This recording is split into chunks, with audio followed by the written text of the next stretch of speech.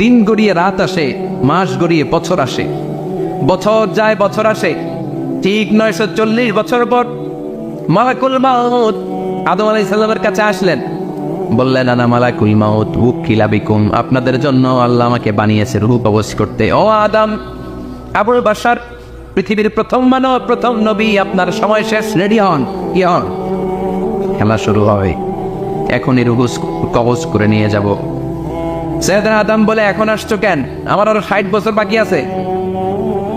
মালাকুল মাউত বলে, না, আপনি রূহের জগতে আল্লাহর কাছে আপনার সন্তান দাউদকে কয় বছর দিছিলেন? 60 বছরের জন্য 940 বছর আপনার জন্য লেখা। আমি এখন আপনার রূহ কবজ করতে চাই। সাইয়েদনা আদম বলে, আমি মানি না, আমি কাউরে দেই নাই, 60 বছর আমি দেই নাই, আমি আরো বাঁচব, আমি আরো বাঁচবো, 60 বছর আমি বাঁচবো, আমি দেইতেই নাই, মেয়ে যাও।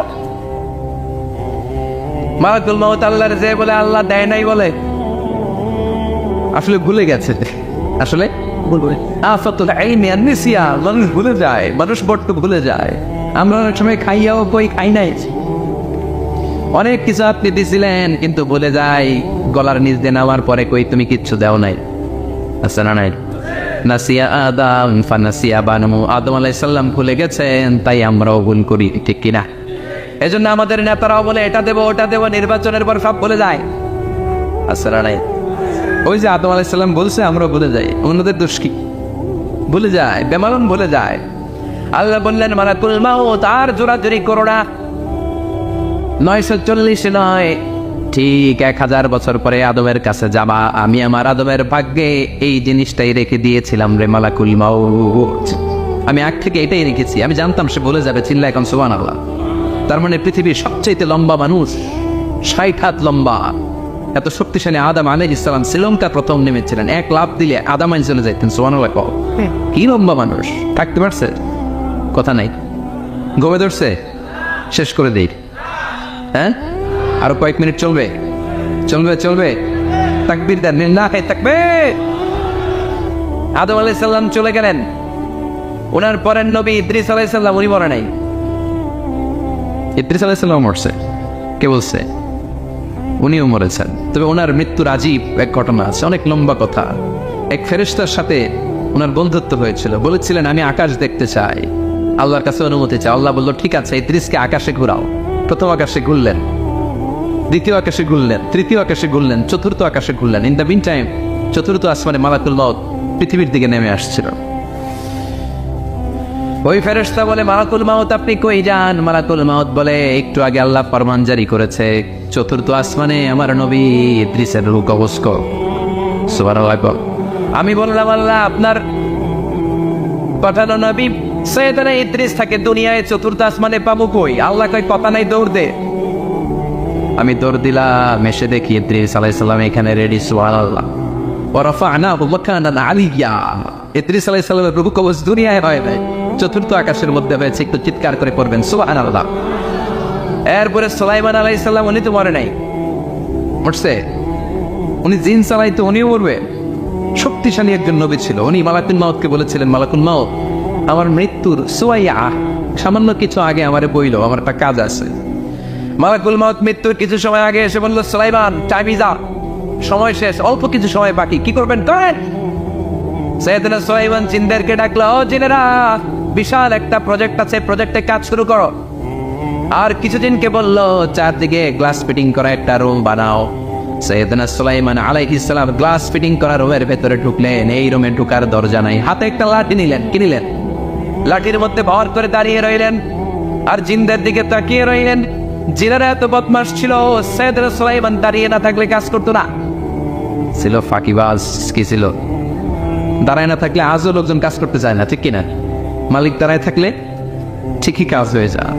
সুলাইমান আলাইহিস সালাম লাঠির মধ্যে ভর দিয়ে দাঁড়িয়ে রইলেন আর বললেন, কাজ করো। জিনেরাও কাজ শুরু করলো। ওদিকে মালাকুল মাউত এসে বলে, ও সুলাইমান সময় তো শেষ। সুলাইমান বলে, সমস্যা নাই, রূহ কবজ করো। উনি লাঠির মধ্যে ভর দিয়ে দাঁড়িয়ে রইলেন। গ্লাস ফিটিং করার রুমের ভিতরে কোরআন সাক্ষী। মালাকুল মাউত ওইভাবে লাঠিতে ভর দেওয়া অবস্থায়, দাঁড়ানো অবস্থায় সাইয়েদনা সুলাইমান আলাইহিস সালামের রূহ কবজ করে নিলেন। উনি এমন ভাবে দাঁড়িয়েছেন, রূহ চলে গেল, লাশ হয়ে দাঁড়িয়ে রইলেন, লাঠির মধ্যে দাঁড়িয়ে আছেন। জমিনের মধ্যে লুটিয়ে পড়ে নাই। সুবহানাল্লাহ। জিনগুলো দূর থেকে ভাবত বস তো দাঁড়ায় আছে। কে দাঁড়ায় আছে?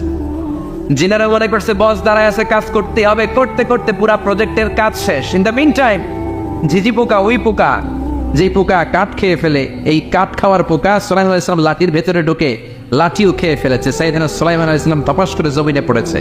আর জিনেরা কয় হায় হায়, খালি খালি কাম করছে এটাতে। সুবহানাল্লাহ করবেন না? সুলাইমান আলাইহিস সালাম বাঁচতে পারে নাই, চলে গেলেন। মুসা আলাইহিস সালাম মরছে, উনি মরবে কেন? উনি তো রানী মারে মরছে। এক থাপ্পড়ে ফেরাউনের বাবুর্চি নাই। মুখের আগে হাত চলতে কয়েকজন, এর মধ্যে মুসা আলাইহিস সালাম আছে না নাই? মালাকুল মাউত মানুষের আকৃতিতে অনুমতি না নিয়ে ঘরের ভেতরে ঢুকে গেল। ঢুকে বলে আনা মালাকুল মাউত, আমি মৃত্যুর ফেরেশতা। তো কি চাও? জিতু আন আকবাদা রূহাক, আপনার রূহ কবজ করতে আসছি। কিন্তু মুসা আলাইহিস সালাম দেখতেছেন দিব্য একজন মানুষ, কি দেখে? আবার সালাম দেয় নাই, অনুমতি নিয়ে ঢুকে নাই। অমিয়া অনুমতি নিয়ে ঘরে ঢুকার দরকার আছে না নাই? মুসা আলাইহিস সালামের মেজাজ বড় গরম।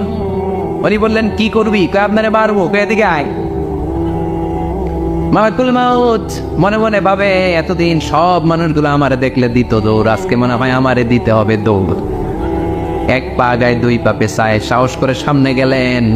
আবার মুসা আলাইহিস সালাম দিলেন এরকম থাপ্পড়। ফাসাক্কাহু ফাফাকু আইনা, বুখারীর বর্ণনা, এক থাপ্পড়ে চোখ নাই। ঠিকই মালাকুল মাউত দৌড়, এক দৌড়ে আল্লাহর কাছে। আল্লাহ বললেন রাখো, এটা মুসা আলাইহিস সালাম, তার মেজাজ বড্ড গরম, আমাকে কথা বলতে হবে। আল্লাহ বললেন মুসা, বুখারীর বর্ণনা, গরুর পিঠের উপর হাত রেখে দাও। রাখা হলো। তোমার হাতের নিচে গরুর যত পশম, প্রত্যেক পশমের বিনিময়ে এক এক বছর করে হায়াত বাড়িয়ে দিলাম। মুসা আলাইহিস সালাম অনেক চালাক নবী। উনি বললেন আল্লাহ, আমার হাতের নিচে যদি গরুর 2000 পশম থাকে, তার মানে 2000 বছর হায়াত বাড়িয়ে দিলেন। কিন্তু এক্সট্রা হায়াত যখন শেষ হয়ে যাবে এরপরে কি হবে? আগে ওইটা বলেন। আল্লাহ বললেন ফুমাল মাহবুত, তারপরে তো মুসা মরতেই হবে, আসতেই হবে। সাইয়েদনা মুসা আলাইহিস সালাম বললেন ফাল আনা, তাহলে আর দেরির দরকার নাই, এখনই আমি আপনার কাছে চলে যেতে চাই। মালাকুল মাউত মুসা আলাইহিস সালামের রূহ নিয়ে উড়াল দিলেন। সুবহানাল্লাহ। বুঝতে পারছে? বিশ্বনবী মরে নাই, উনি ইন্তেকাল করেছেন। চিল্লা এখন ঠিক কিনা? ইন্তেকালের আগে বিশ্বনবী প্রচন্ড অসুস্থ হলেন। মা আয়েশারে ডেকে বললেন আয়েশা, মনে হয় আমি বাঁচব না। ওই যে খায়বার বিজয়ের দিন, খায়বার দুর্গ বিজয় করার পরে এক ইহুদি মহিলা আমার দাওয়াত দিয়েছিল। ওই দাওয়াত খেতে যাওয়ার পরে গোশতের মধ্যে বিষ মাখানো হয়েছিল রে আয়েশা। ওই বিষ মাখানো খাসির গোশত খেয়ে যে ব্যথা আমার পেটে উঠেছিল, আজ আবার সেই ব্যথা উঠেছে। বিশ্বনবী ওই বিষ খাওয়ানো গোশতের কারণে ইন্তেকাল করেছেন। তার মানে বিশ্বনবীর সাথে জামা আল্লাহ বাইনান নবুওয়া ওয়াশ শাহাদা, আল্লাহ বিশ্বনবীকে শুধু নবী বানায় নাই, শহীদ হিসেবে কবুল করেছে। সুবহানাল্লাহ করবেন না? প্রচন্ড অসুস্থ, উনি ছাড়া মসজিদে নববীতে কেউ ইমামতি করার সাহস পায় না। বিশ্বনবী বললেন আবু বকর তুমি যাও, আবু বকরও যায় না। বিশ্বনবী বললেন পানি আনো। বিশ্বনবী পানি দিয়ে ওযু করলেন। ওযু করে কয়েকজন সাহাবীকে ধরে উঠতে চাইলেন, আবার থপাস করে বেহুশ হয়ে পড়লেন। বিশ্বনবী উঠতে পারে না। আবার বললেন ঠান্ডা পানি আনো। পানির ভেতরে বিশ্বনবী দুই হাত ঢুকিয়ে দিয়ে ঠান্ডা ভিজা হাত দিয়ে চেহারার মধ্যে মাসে করলেন আর বললেন ইন্নালিল মাউতি লা সাকারাত, হায়রে মৃত্যুর কি যন্ত্রণা, হায়রে মৃত্যুর যে কি কষ্ট। অবিয়া বিশ্বনবী যদি মৃত্যুর কষ্টে কাতরায়, আমাদের অবস্থা কি? আমাদের নসিবে কি আছে? আল্লাহ তুমি বাঁচাও, পড়ে না আমি। বিশ্বনবী কাঁদছেন, সাহাবারা একের পর এক দেখতে আসে, কান্নার রোল পড়ে গেল চারদিকে। বিশ্বনবীর কলেজার টুকরা নয়নের পুটুলি সাইয়েদাতুনা ফাতিমা বিশ্বনবীর কান্না সহ্য করতে পারে না। বিশ্বনবীকে ধরে মা ফাতিমা, সাইয়েদাতুনা ফাতিমা বিলাপ করা শুরু করে দিলেন, চিৎকার দিয়ে কান্নাকাটি শুরু করে দিলেন আর বললেন ওয়া কুরবাবা, ওয়া কুরবাবা, হায় হায় আমার বাবার কি কষ্ট, আমার বাবার কি কষ্ট হচ্ছে। বিশ্বনবী বললেন ফাতিমা তুমি কেঁদো না, আমার কষ্ট আজকের পরে আর থাকবে না, আজকে তোর বাবার সব কষ্ট বন্ধ হয়ে যাবে। কি যেন কানে কানে বললেন, ফাতেমা আরো কেঁদে দিল। আবার কানে কানে কি যেন বললেন, ফাতেমা হেসে দিল। বিশ্বনবীর ইন্তেকালের অনেক পর মা আয়েশার কাছে ফাতেমা বললেন, আমি যখন প্রথমে কেঁদেছিলাম আব্বা বলেছিল আমি আর বাঁচবো না রে ফাতেমা। আবার কানে কানে একটা কথা বলার পরে হেসেছিলাম, আব্বা বলেছিল আমার পরে আমার পরিবার বর্গের মধ্য থেকে সর্বপ্রথম তোমার সাথে আমার দেখা হয়ে যাবে রে ফাতেমা। অল্প কয়েক মাসের ব্যবধানে সাইয়েদাতুনা ফাতেমা উনিও ইন্তেকাল করলেন। বিশ্বনবী শোয়া থেকে উঠতে পারে না। এক সাহাবীকে দেখলেন মেসওয়াক করছে, বিশ্বনবী মেসওয়াকের দিকে তাকিয়ে রইলেন। বিশ্বনবীর নিথর দেহটা পড়ে আছে। আয়েশারা যে বলবে আয়েশা মেসওয়াক দাও, বলতে পারেন। মা আয়েশা বুঝতে পেরে মেসওয়াক আনলেন, বিশ্বনবীকে মেসওয়াক করিয়ে দিলেন। এবার বিশ্বনবী বললেন, ও আবু বকর শোনো, আল্লাহ আমাকে অপশন দিয়েছে। কি দিয়েছে? আল্লাহ বলেছে নবী আজীবন থাকতে চাইলে থাকেন, আর আসতে চাইলে চলে আসেন। আমি থাকতে না আছে আল্লাহর কাছে চলে যাওয়ার ইচ্ছা করলাম। সাইয়েদনা আবু বকর কান্না জুড়ে দিলেন। বিশ্বনবী বললেন, আসসালাত আসসালাত, ও আমার উম্মতেরা নামাজ তরক করো না। ইন্তেকালের আগে বললেন নামাজ ছেড়ে দিও না। আর বললেন, ওয়ামা মালাকাত আইমানুকুম, তোমাদের অধীনস্থ কর্মচারীদের সাথে খারাপ আচরণ করো, ঘাম শুকানোর আগে পয়সা দিয়ে দিও। আর হাত দুটো উঁচু করে বললেন, আল্লাহুম্মা ইলা রাফিকিল আলা, ও আল্লাহ আমি আপনার কাছে যেতে চাই। এই কথাটা বলে বিশ্বনবীর হাত দুইটা থপাস করে জামিনে পড়ে গেল।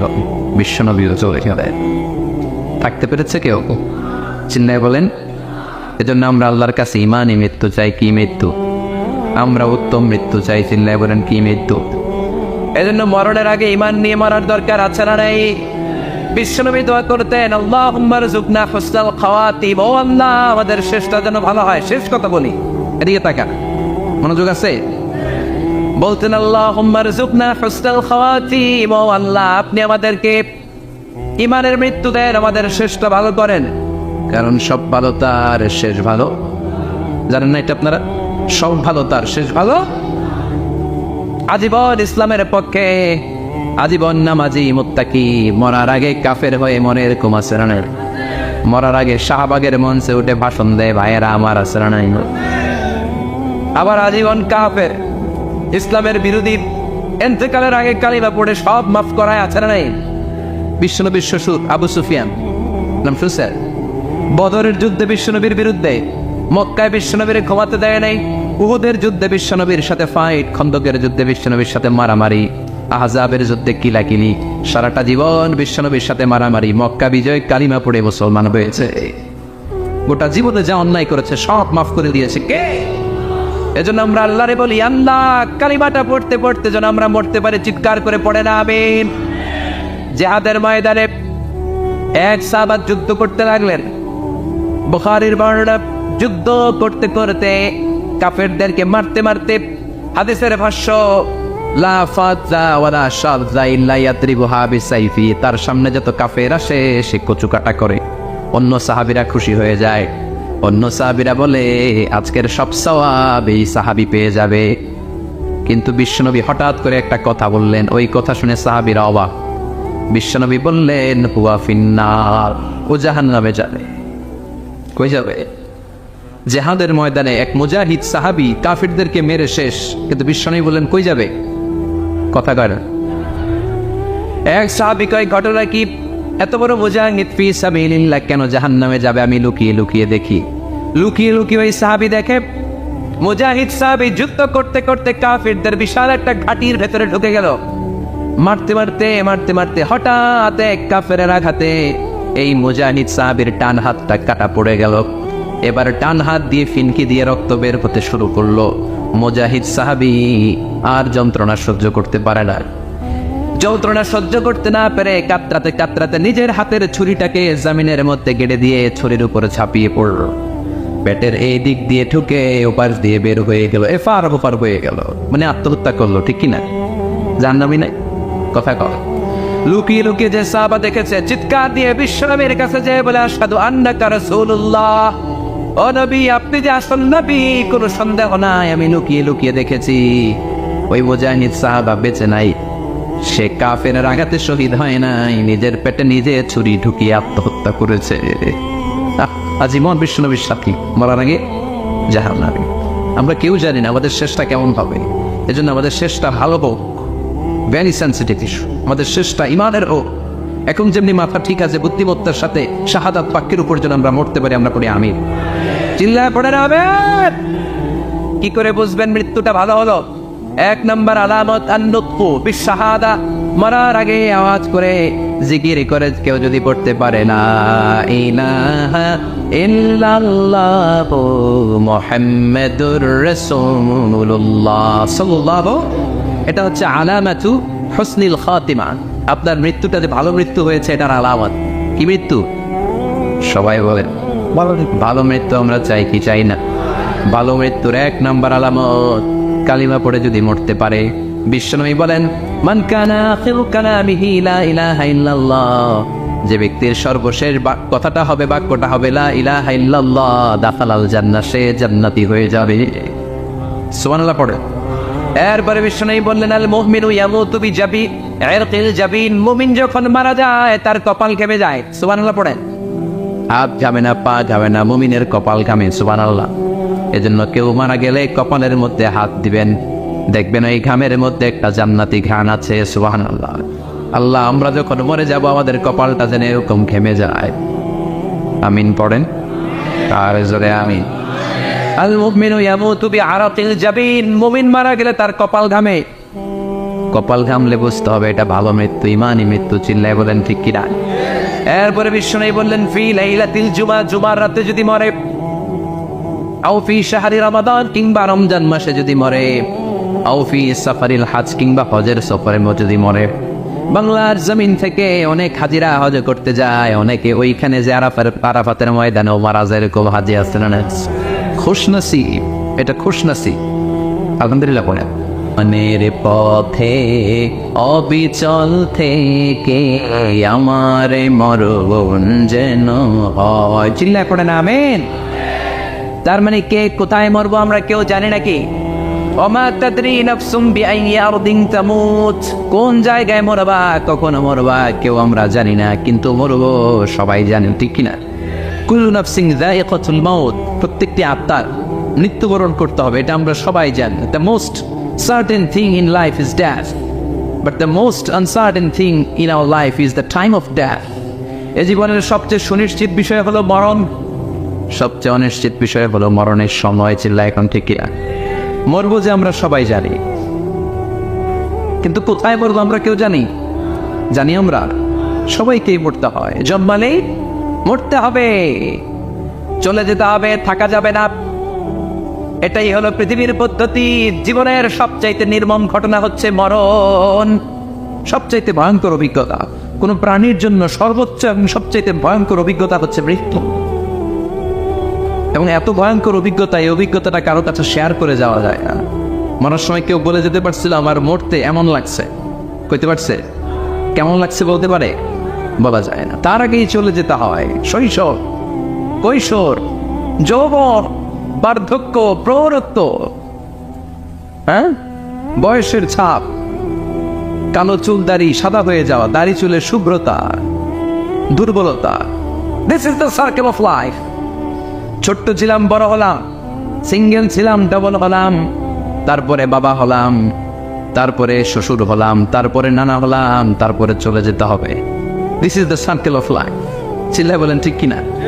এই যে মুরব্বীরা, দাড়ি পাকা মুরব্বী যারা আছে, আপনারা কি মনে করছেন মায়ের পেট থেকে মুরব্বী হয়ে বেরিয়েছিল? কিরকম বের হয়েছিল? তারাও ওয়া ওয়া করেছে। এরাও ফিডার খাইতো, এই চাচারা খায় নাই? এরাও ফিডার খেত, এরাও মায়ের বুকের দুধ খেত, এরাও ছোট্ট বাচ্চাদের মতো গরমকালে পানির মধ্যে ডুবাইতো।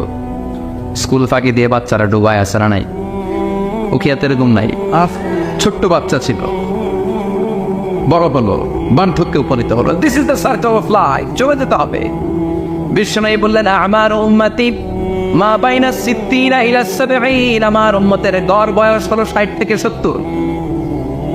এই উম্মতের গড় বয়স কত? 60 থেকে 70। ওয়া আকাল্লুহুম মাইয়াজুজু যালিক, অল্প কিছু মানুষ আছে যারা 70-এর বেশি হায়াত পায়। এখানে 70-এর বেশি আছেন কারা? হাত তোলেন দেখি তো। কয়জন? একজন, দুইজন, তিনজন? মাশাআল্লাহ, আল্লাহ আরো হায়াত দেয়। আল্লাহ এদেরকে আরো হায়াত দারাজ করুক। চিল্লায় বলেন আমিন। তার মানে আমার উম্মতি মা বাইনা সিত্তিন ইলা সাবঈন, বিশ্বনবী বললেন এই উম্মতের গড় বয়স 60 থেকে 70, আর 70-এর বেশি হায়াত পাবে। ওয়া আকাল্লুহুম মাইয়াজুজু যালিক, 70-এর বেশি পাবে হাতে গোনা, গুনে বের করে ফেলা যায় 1 জন 2 জন 3 জন, বাকি সব 60-এর আগে নাই। শিল্লা এখন ঠিক কিনা? বাংলাদেশের গড় হায়াত কত মানুষের? 60। বিশ্বনবীর কথার সাথে মিলে গেছে, চিল্লায় পড়েন সুবহানাল্লাহ। এই জন্য বিশ্বনবী বলেন, এই যে মুরব্বীদের দাড়ি পাকে, এই যে রাস্তায় অ্যাক্সিডেন্ট হয়, এই যে ক্যান্সারে আক্রান্ত হয়ে লোকজন মারা যায়, তার উপরেও কি টনক নড়ে না? এরপরেও কি বিবেকে ধরে না যে তোমাকে চলে যেতে হবে? আকসিরু যিকরা হাযিবিল লাযযাত, জীবনের সব স্বাদকে পানসা করে দেয় ওই মরণকে স্মরণ করো। মরণকে স্মরণ করলে জাহান্নাম বরণ করা লাগে না, চিল্লায় বলেন ঠিক কিনা? আবার আল্লাহ বললেন, গোলাম স্পেশাল একজন ফেরেশতা আমি মরণের জন্য সিলেক্ট করলাম, নাম মালাকুল মাউত। তাকে আমরা আজরাইল বলে চিনি। এই মালাকুল মাউত তার বাহিনী নিয়ে নির্ধারিত টাইমে গোটা বিশ্বের সব মানুষের রূহ কবজ করে। অন টাইম নাকি দেরি করে? মালাকুল মাউত আগেও আসে না, পরেও আসে না। সুবহানাল্লাহ পড়ে। সাইয়েদনা সুলাইমান আলাইহিস সালাম জামানাতে ওনার এক ওয়াজির ছিল, মন্ত্রী। ওই মন্ত্রীকে নিয়ে উনি বৈঠক করতেন। ওনার সময় উনি মালাকুল মাউতের সাথে বৈঠক করতেন। শুনতেছে? আপনাদের মনোযোগ আছে তো? উনি বৈঠকে বসেছেন, মালাকুল মাউতও বসা, ওয়াজিরও বসা। হঠাৎ মালাকুল মাউত ওয়াজিরের দিকে বড় বড় চোখ করে তাকাচ্ছে। বড় বড় চোখ করে তাকানোতে ওয়াজির ভয় পেয়েছে। হঠাৎ মালাকুল মাউত চলে গেল। ওয়াজির বলে, ও সুলাইমান আলাইহিস সালাম, এই যে লোকটা বড় বড় চোখ করে আমার দিকে তাকালো, এটা কে? সাইয়েদনা সুলাইমান বলে, হাদা মালাকুল মাউত। যে বর্ণনাটা বলছে এটা হাদিস না, এটা হচ্ছে ইসরাইলিয়া, জিউস ট্রেডিশন। কোরআন হাদিসের সাথে কোনো দ্বন্দ্ব নাই, তাই বর্ণনা করা যাবে। বিষ্ণু বলেছেন, বাল্লিগু আন্নি ওয়ালাউ আয়া। আবার বলেছেন, ওয়াহাদ্দিসু আন বনি ইসরাঈল ওয়ালা হারাজ। বনি ইসরাইলের ট্রেডিশন বর্ণনা করো, জিউস ট্রেডিশন বর্ণনা করো, এতে কোনো সমস্যা নাই। ওয়াজির বলে, ও সাইয়েদনা সুলাইমান, বড় বড় চোখ করে যে তাকালো লোকটাকে? সাইয়েদনা সুলাইমান বলে, হাদা মালাকুল মাউত, এটা মৃত্যুর ফেরেশতা। ওয়াজিরের কলিজায় পানি নেই। এটা কি ফেরেশতা? শুনে তো পিলে চমকে গিয়েছে। কয়টি? মালাকুল মাউত তো আমার চিনা বলেছে, বাড়ি চিনে ফেলছে আমার খবর আছে। সাইয়েদনা সুলাইমান আলাইহিস সালাম জিনদেরকে দিয়ে কাজ করাতেন, মেঘমালাকে দিয়ে কাজ করাতেন, বিশাল সিংহাসন নিয়ে পৃথিবীর প্রাচ্য থেকে পাশ্চাত্যে ঘুরে বেড়াতেন।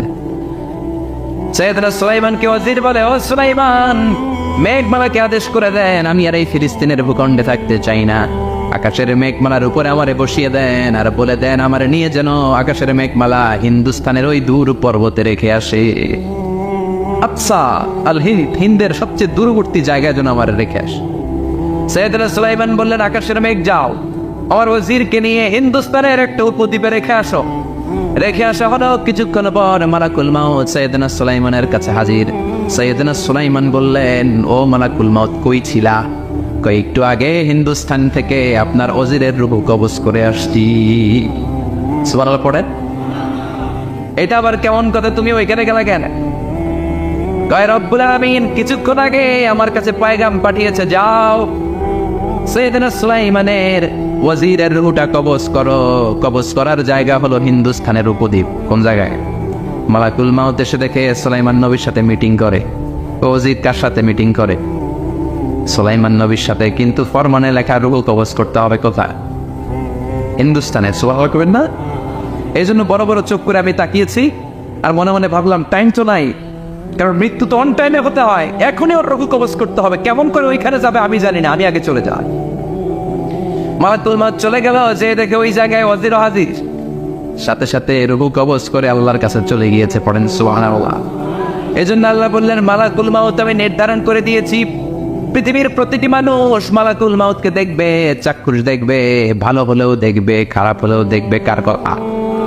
ভালো মানুষ যদি হয়, আল্লাহওয়ালা যদি হয়, ইসলাম প্রিয় যদি হয়, ডান পন্থী যদি হয়, মৃত্যুর সময় মালাকুল মাউত আলা সূরাতি শাবিন আলা আহসানি সূরা, একজন যুবকের আকৃতিতে চমৎকার ধবধবে সাদা একটা জুব্বা পরে, জান্নাত থেকে জান্নাতি কাপড় নিয়ে, হানুত মিন হানুতিল জান্নাহ, জান্নাতের সুগন্ধি নিয়ে মুমূর্ষু রোগীর মাথার সামনে এসে বসে যায়, আর দেহটার ইঙ্গিত করে বলে, ইয়া আইয়াতুহান নাফসুত তাইয়্যিবা, ও পবিত্র আত্মা। আরেক বর্ণনায় এসেছে, ইয়া আইয়াতুহান নাফসুল মুতমাইন্না, ও প্রশান্ত আত্মা, উখরুজি ইলা মাগফিরাতিম মিনাল্লাহ, আল্লাহর ক্ষমার দিকে বের হয়ে আসো। উখরুজি ইলা মাগফিরাতিম মিনাল্লাহি ওয়া রিদওয়ান, আল্লাহর ক্ষমার সন্তুষ্টির দিকে রুহুটা বের হয়ে আসো। স্মুথলি বলার সাথে সাথে মুমিনের দেহ থেকে রুহুটা বের হয়ে আজরাইলের হাতে চলে যায়। স্মুথলি বলার সাথে সাথে স্বাচ্ছন্দ্যে আনন্দে মুমিনের দেহ থেকে রুহুটা সা করে বের হয়ে মালাকুল মউতের হাতে এসে পড়েন সুবহানাল্লাহ। আল্লাহ এমন মৃত্যু তুমি আমাদের নসিবে রেখে দিও, চিৎকার করে পড়ে না আমিন। আর যারা ইসলাম মানে নাই, আর যারা কোরআন মানে নাই, আর যারা দিন কায়েমের আন্দোলন করে নাই, দিনকে ভালোবাসে নাই, বামার রামপন্থী ছিল, নাস্তিক ছিল, ইসলাম বিরোধী ছিল, তাদের কাছেও মালাকুল মাউত আসে কি আসে না? চিল্লায় বলে না সে কি আসে না? তাদের কাছেও আসে, কিন্তু আলা সুরাতি আকবাহি রাজুল, একজনের চেহারা যত ভয়ঙ্কর হতে পারে, যত নিকৃষ্ট হতে পারে, এরকম ভয়ঙ্করতম নিকৃষ্ট দুর্গন্ধওয়ালা একটা চেহারা নিয়ে আসে। রিজলাহু ফিল আরদ, পা থাকে জমিনে, রাসুহু ফিস সামা, হাদিসের বর্ণনা পা দুইটা জমিনে, মাথা আকাশে। এসে ধমক দিয়ে জালিমের মাথার সামনে এসে বলে, ইয়া আইয়াতুহান নাফসুল খাবিসা, হে পাপাত্তা, হে অপবিত্র আত্মা, উখরুজি ইলা সাফাতিল্লাহি ওয়া গাদাবিহি, আল্লাহর রাগের দিকে, আল্লাহর অসন্তুষ্টির দিকে বের হয়ে আয়। মালাকুল